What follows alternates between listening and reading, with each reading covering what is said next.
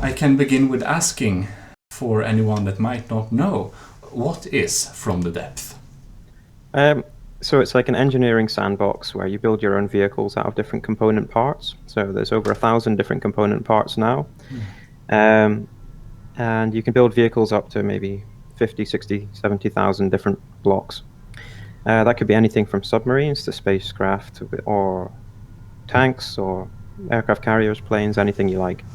And then there's like a global domination aspect to it where you have to take over the planet using the fleets that you've designed yourself. And there's 8 different factions on the planet, and they all have maybe 200, 300 different vehicles for each faction.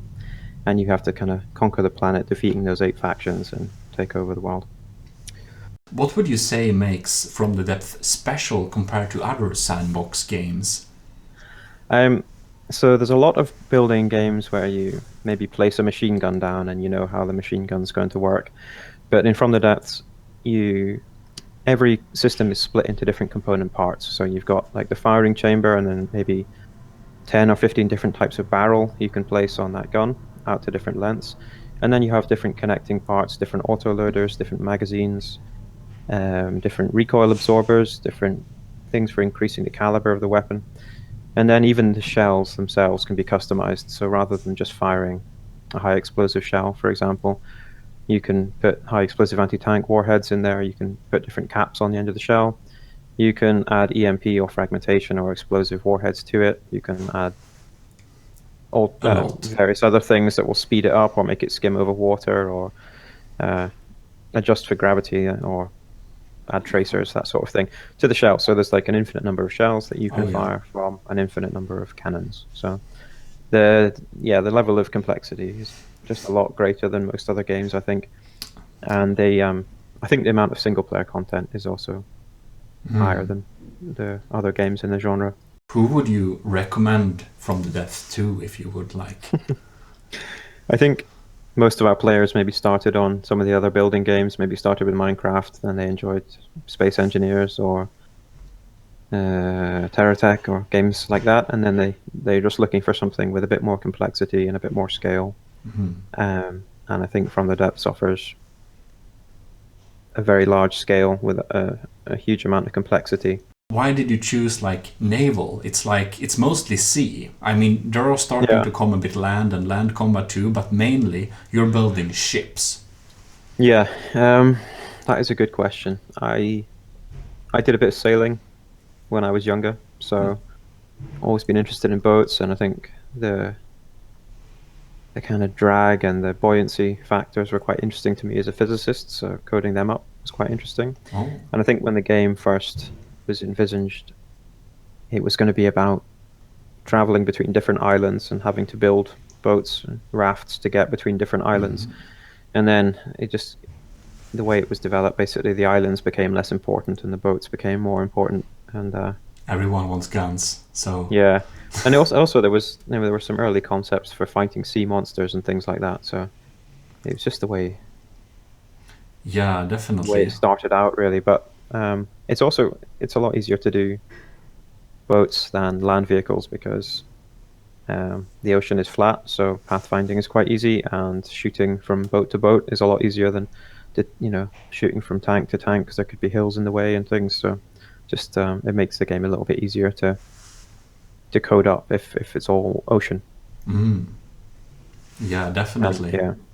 And the ocean plays nicely with the aircraft as well, so it makes it easier. So like about what Corver also wonders, it's like a batch of small sub questions. I'll select a few of them. Yeah. Okay. And so about like From the Depth, the name, where did why?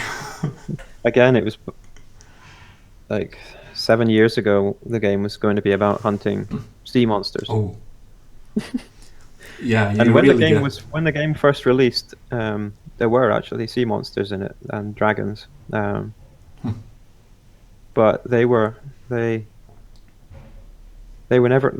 broke when the game was changed, when it changed from Unity script to C#, and I never fixed them, and nobody wanted them back really because they were pointless.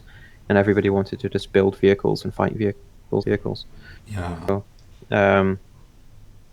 yeah, they never got added back, and the name never got changed. But that's the I story, like immediately think like Call of Cthulhu when I hear From the Depth. it's a really bad name. Oh well. Well, so There you go. a little bit random, but I don't know. Will these sea monsters ever come back, or will they only be? I don't think so. No. I would quite like eventually to maybe add organic parts to the vehicles, but that's just a pipe dream. But I think it'd be quite fun to be able to add like wings or tails or claws or something like that, so that you can make a like half mechanical, half living creature. All But right. no plans for that at the moment. So no. We shall see then, maybe. When developing the game, what has been the hardest like parts to overcome? Multi-threading it was quite difficult because Unity doesn't naturally play very well with multiple threads, so that took a long time. That's something we just achieved this year, really. But was it C# or Unity now? It's Unity, but the language that Unity runs is C#. So that's been difficult. I think the rest of the game has just been a massive amount of time to put it together, but nothing too difficult really. Balancing it is practically impossible, and the multiplayer has been very difficult as well. But those are things that we're working on as well. Have you made any games before From the Depth, or is it your like first? No, this is the first one. So yeah, it's been a massive learning curve. I can imagine. You had a background in physics, or you mentioned something. Yeah, I did a physics degree, and then I've worked as an engineer for 10 years now. Wow. In the aerospace and defense sector. So. Well, that's cool. That's one of the cool jobs. Yeah, it's been fun. Wow. Worked on some really interesting stuff. So. I can imagine. Oh, well, that's interesting. It's a very sharp like changing of like business to do like engineering, and then just I'll do engineering, but in imaginary universe. Yeah, it's much easier, I'll tell you. Yeah, engineering and From the Depths, a lot easier than real life. Oh yeah, man! Like building a small boat would take 2 years. In From the Depths, yeah. Yeah. So one thing I also wonder, like in the game, is you're fighting enemy AI ships. You build this AI system, like this computer that arranges everything and detects and targets and everything like that. But of course, you have your own character, and you can use your character to control one vessel. And I wonder if like the enemy factions, if there will be like real enemies, or if it will continue to like have AI enemy only. So there was a point in the past where we did have NPCs that could roam around the vehicle and shoot you, and they could also drive the vehicles. That was removed a couple of years ago, and I don't see that feature coming back. We are working on a second game called Forgotten Shores, where there's no AI blocks, but there are humans that roam around on the vehicles and control everything. So they reload the guns, they aim the guns, they shoot the guns, they pilot the steering wheel. They drive the boat, they control the sails, they control everything. Okay. Like if you need a hydrofoil to be moved or something like that, they'll go and control the hydrofoil and change the angle on it. Like putting coal into the engine, that sort of thing. So they do everything. So that's like definitely a step for a future game. But for From the Depths, I don't think there will ever be enemy avatars running around on the ships. All right. Yeah. And it's mainly just because just to keep things vaguely focused, because From the Depths is already a massive game, and adding in something like that would just make it too big, I think, too unwieldy, and make it too hard to test and keep it relatively bug-free. It becomes more difficult as we pile on the complexity. So yeah, kept that for another project.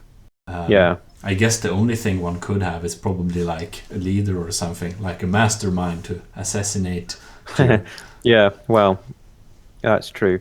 That might be where like the kind of organic vehicles came in, where you could have the Scarlet Dawn being run by some alien tentacle monster thing. Alien tentacles. That has to be defeated, but wouldn't say no to alien tentacles. Yeah.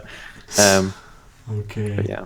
I tested a campaign like last year. I played a bit in it, but so it used to be based on a system where there were grid squares, and as you went into a grid square, enemies would spawn and you would fight them, and then you would move on to the next grid square and gradually conquer the map.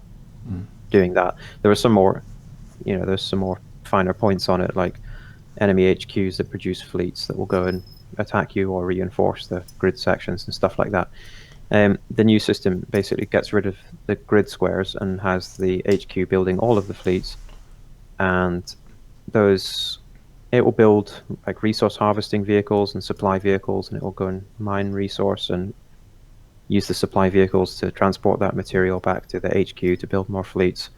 And the fleets are all using a far more intelligent artificial intelligence system to figure out what to do and where to attack and how to move, and kind of planning their operations. So it should be a lot more lively and engaging, I think, after this change, and a lot less repetitive. And then hopefully we can do the same kind of thing with the faction diplomacy eventually as well, so that the enemies declare war on you in response to your actions, maybe gang up on you. And we're adding various other things which will allow battles between multiple factions at once.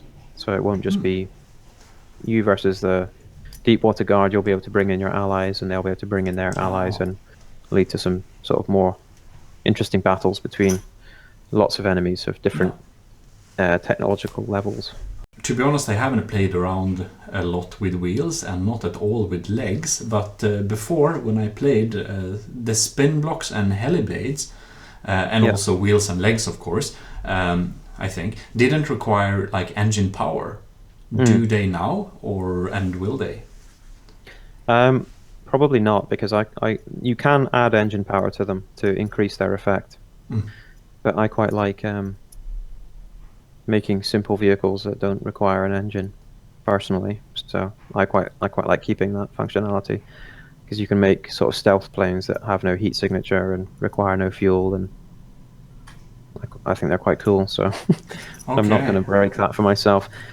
Wheels do require energy, power, and the walker feet for walkers, they just work on spin blocks. So there is currently no benefit to adding power to those. Okay, so mechs will be the energy efficient alternative. Yeah. Which I find that fine, because they're quite fun to build, and they're quite complex, and they require quite a lot of skill. So there should be some advantage to using them. Oh yeah, and the heliblades and like spin blocks in general, of course, but heliblades too. They're kind of just this chunk you can place to make it lift. Heliblades. I would consider adding power to them, I think, but then that would just encourage the use of spin blocks. Oh yeah, that's true. With helicopter blades on them, which lag more. So that would defeat the purpose of them. So there is a reason for all of these choices, but yeah. I think the jet engines are more powerful than the heli blades and take up less space. So them requiring a bit of fuel or a bit of power is fair enough. Thanks a lot for participating in this little interview. Well, thank you. It's been a pleasure, and hope you enjoy the game and the new patches that come with the launch, and hopefully speak to you shortly. Same to you. We'll await the release with high spirits. Thanks. Okay. Bye for now. Thanks.